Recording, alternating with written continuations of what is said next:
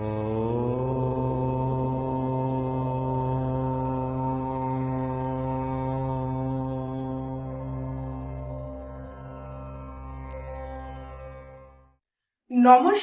আমি তনুশ্রী রাশি চক্রের জ্যোতিষ আলোচনায় সবাইকে স্বাগত জানাই।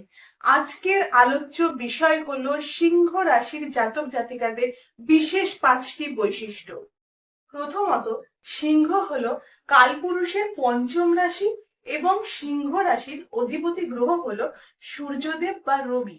সিংহ হলো স্থির অগ্নিতত্ত্বের রাশি, যার ফলে সিংহ রাশির জাতক জাতিকাদের মধ্যে রাগ, জেদ, তেজ, ইগো অনেকটাই বেশি পরিমাণে থাকে।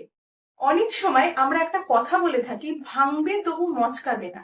এটাই হলো সিংহের কোয়ালিটি। সিংহ রাশি বা লগ্নের জাতক জাতিকারা হারতে পছন্দ করে না। এরা মনে করে আমি সবার থেকে আলাদা, আমিই শ্রেষ্ঠ। দ্বিতীয়ত, সিংহ রাশি বা লগ্নের জাতক জাতিকারা মানসিক দিক থেকে ভীষণ স্ট্রং হয়ে থাকে। বাইরে থেকে সিংহকে যতই আঘাত করা হোক না কেন, সিংহকে কিন্তু ভাঙা সম্ভব নয়। একমাত্র নাম, যশ, প্রতিষ্ঠা হারানোকে সিংহ রাশি বা লগ্নের জাতক জাতিকারা ভয় পান।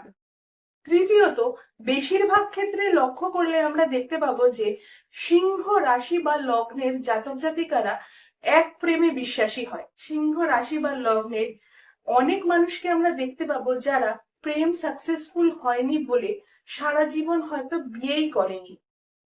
সিংহের প্রেমের মধ্যে রোম্যান্স নেই, কিন্তু সিংহ জানে কিভাবে দায়িত্ব নিতে হবে।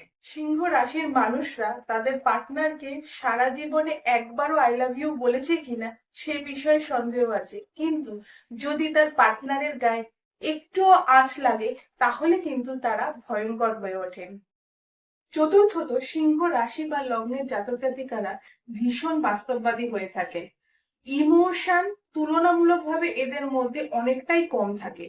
দেখানো ব্যাপার সিংহ রাশি জাতক জাতিকাদের মধ্যে একদমই থাকে না। যেটা সত্যি এরা সেটাই দেখাতে পছন্দ করেন। এছাড়া সিংহ রাশির জাতক জাতিকাদের আরেকটি অন্যতম বৈশিষ্ট্য হলো এরা ভীষণ পাংচুয়াল হয়। পঞ্চমত, সিংহ রাশি বা লগ্নের জাতক জাতিকারা বন্ধু হিসেবে ভীষণ ভালো হয়ে থাকেন।